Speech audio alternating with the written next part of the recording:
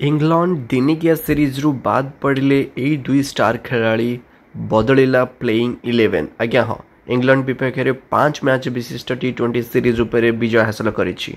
Team India यह 4-1 जीति दमदार विजय हासिल करी ब्रिटिश बाहिनी को सदमारे पकई देइथिला।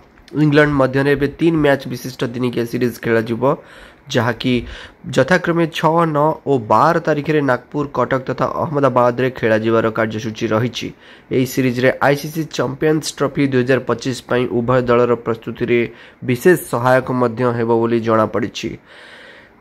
प्रकाश थाउ जे आईसीसी चैंपियंस ट्रॉफी 19 फेब्रुआरी रु आरंभ होई 9 मार्च पर्यंत खेला जीव, जहाँ पाकिस्तान और दुबई रे हाइब्रिड मॉडल खेला जीवार कार्यक्रम रही। रोहित शर्मा यह सीरीज नेतृत्व नेबे। भारतीय दलर विराट कोहली, केएल राहुल तथा कुलदीप यादव मध्य संपूर्ण भाव में दिनिकिया सीरीज पई प्रस्तुत अछंती।